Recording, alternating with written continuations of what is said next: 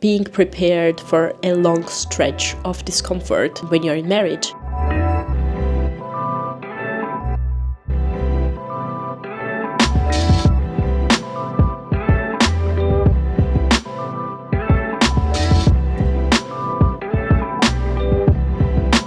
There is not an equal contribution from both sides into the relationship.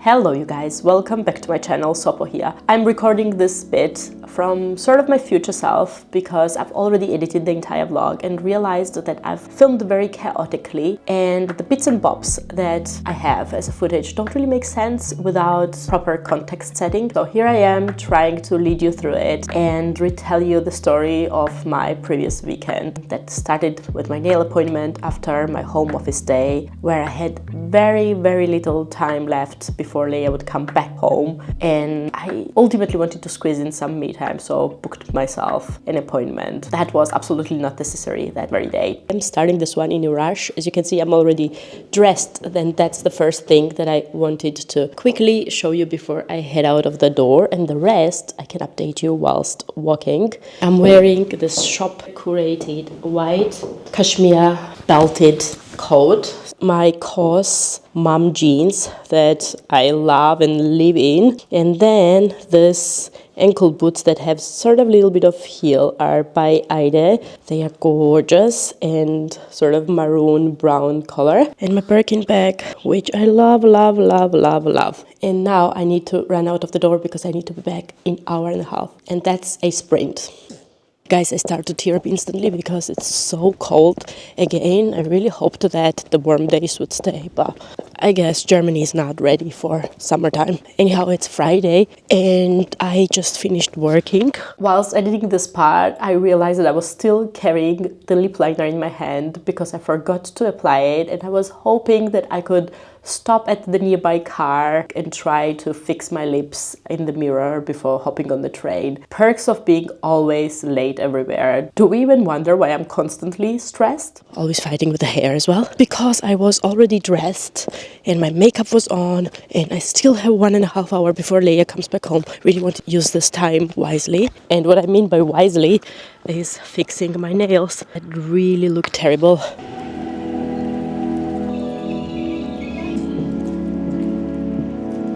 Little market situation.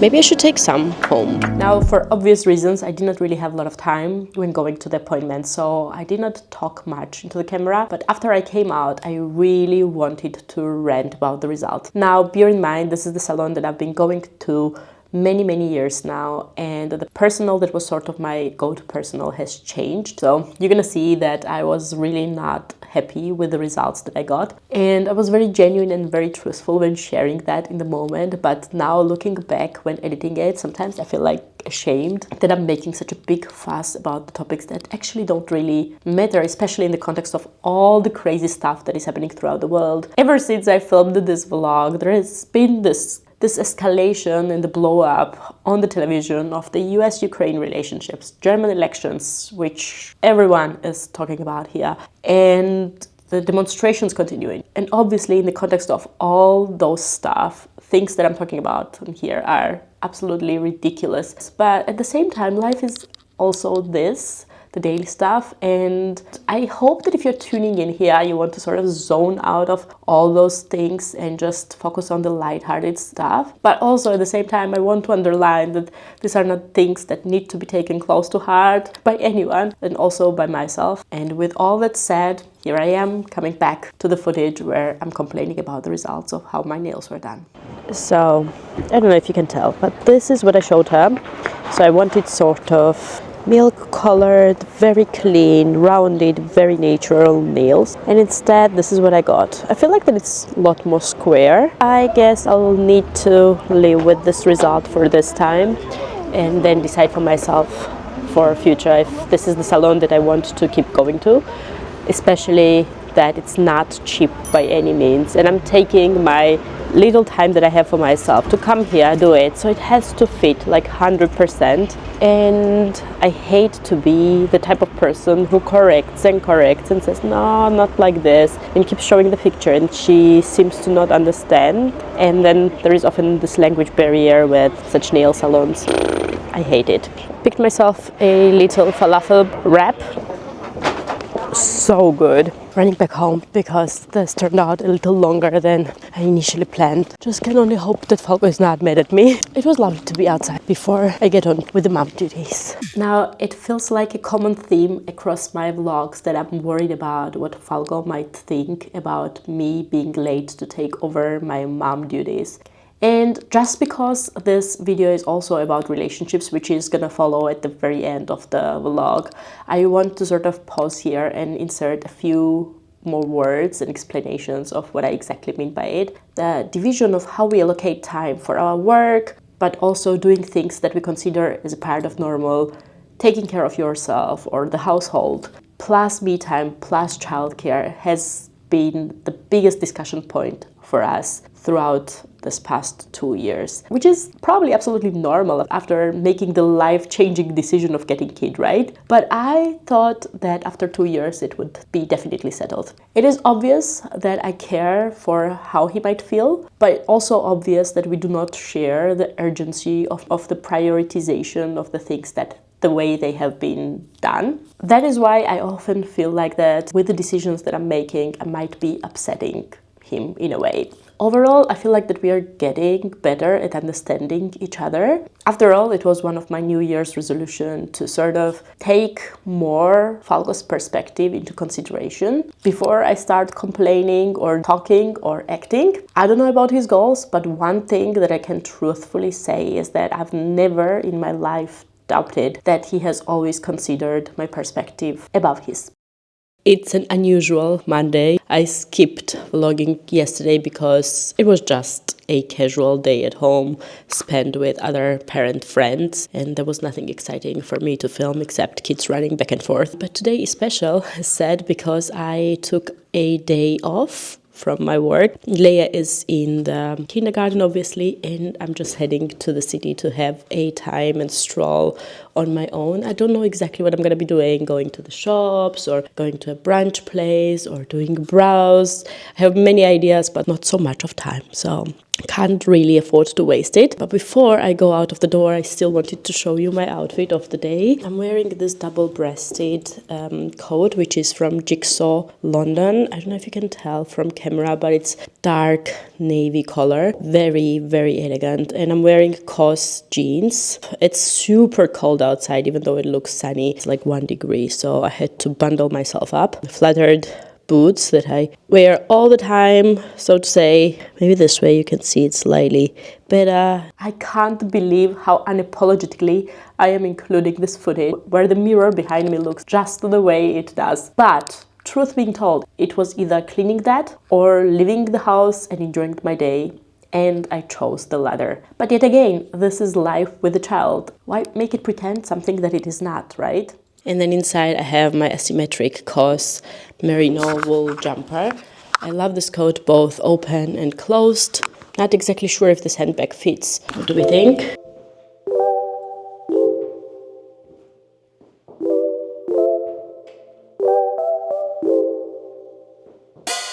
I think, to be fair, Goyard goes slightly better today, so I'm gonna pick that one and then add on the sunglasses, and that's the look.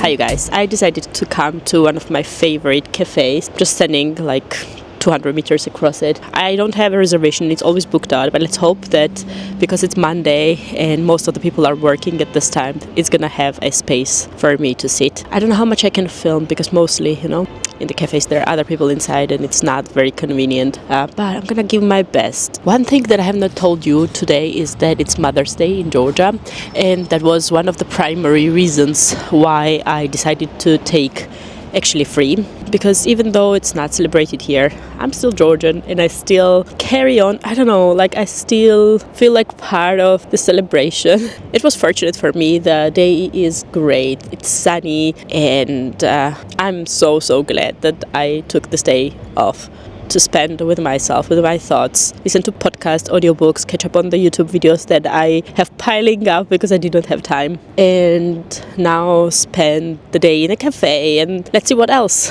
I will manage to do. By the way, how pretty is Hamburg? I just try to include little bits and bobs for you to see.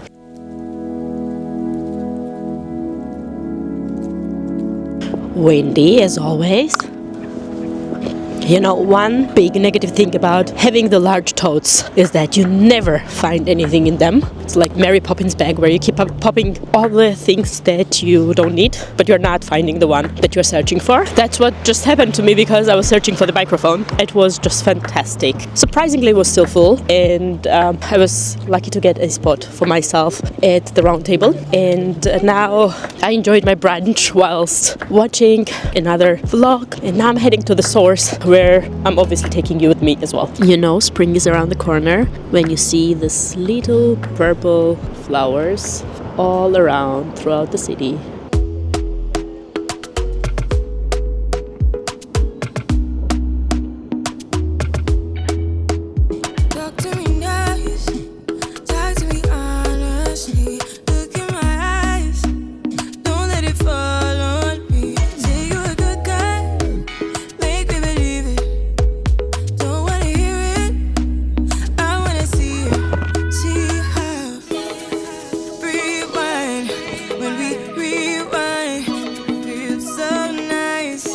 There was such a beautiful chocolate colored blazer in the store. I just simply could not live in there.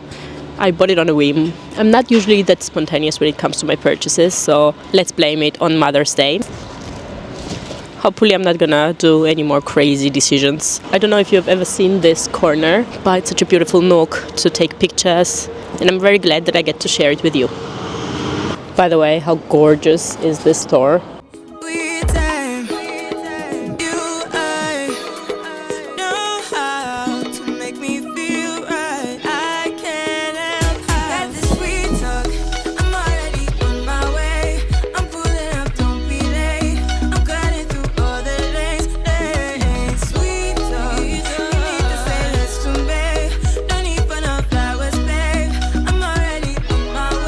Another day. I know I've left you yesterday when I was already heading home after my shopping spree, and I haven't really shown you what I got. I have it here with me, but I think I won't do it a justice to just simply show it to you, because I don't think the light is good enough for me to dress it and show it with different outfits. I anyway plan a dedicated sort of fashion related video with all the other items that are also on the way. I made a little order from Ayede, so I was thinking to include it, integrate it in another vlog, or as told, do a separate video where this beautiful oversized blazer that you just get a sneak peek on the hanger right now will be also included with, you know, try on and everything else. But that doesn't mean that I want to end this video without a proper finish. And I just want to pick up where I left with the last vlog about talking a topic that has been sort of a topic of discussion anyway in our lives this week. And that's the relationships. And that's a big topic just to include in the tail bits of a vlog. But throughout this week, we were talking with our friends who are also like parents of the same age kids as we are, and they're going also through some turbulent times in their relationships. And that's not the only couple in our surrounding who has been reporting on that. There are other friends of ours who have been talking about taking time off, who've been discussing that they've lost touch with each other, that they cannot relate to the tasks that are at hand on the same way, which causes tension and struggle, and that there is basically not really compassion and understanding left in this process. It feels like that the partnership is lost amidst parenting those young little humans. And that got me thinking, because I'll be brutally honest over here that it felt really, really, really familiar for me, because we've struggled a really lot throughout the first year of Leia's birth. For me, it felt like an ultimate test to our relationship, where I was really not sure if we would survive it or not. I don't know if I felt like talking about this with my family. I did not want to disturb them or make them worry before there was any kind of decision within myself sort of boiled with regards to this topic. Luckily, certain things eased out as time passed, and I'm so forever grateful to the few of my friends with whom I've opened up about this topic and who have given me their fair share of advice, but also being very careful, because it's a topic where you can't really, step in and make an objective judgment, because you just don't know what you don't know. But they have been very helpful in saying to sit it out and to just let the time do the necessary adjustment in the relationship. And if it still felt as intense as it did at the peak period, then to think about acting upon it later on. And I'm talking about this because I read a little quote this week that got me thinking once again about this topic. And the quote read, "You might think I want someone who just gets me without changing. But here's the truth. Great relationships are built, not discovered. This journey of adapting and growing makes a relationship a relationship." So embrace the courage to ask for what you need. Real love is not about finding someone who magically knows how to love you perfectly. It's about finding someone who sees exploring your heart as the most precious journey they could even begin. And I know it sounds a little bit romanticized in a way that it's written, but the core essence for me is that most relationships quit way too soon before the scenario has even played out, especially among the young generation. They don't really put enough effort. They don't really realize that even in perfect relationships, there is not an equal contribution from both sides into the relationship. And that gets even more aggravated once the third person, that's sort of an object of the primary care, is there. And I think unless you can find peace with that fact that one party is going to be in a situation where he or she has to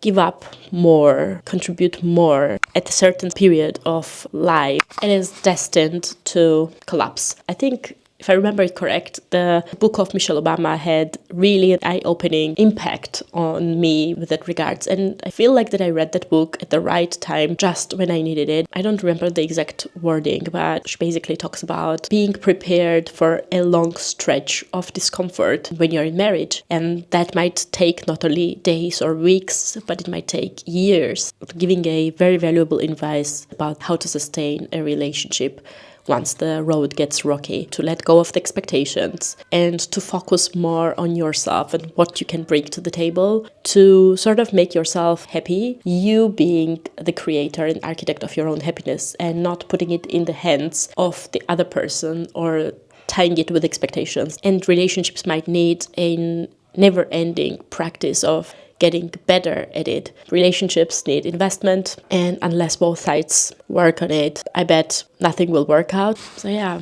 I feel like that I did not really tie the knot with the topic that I began with.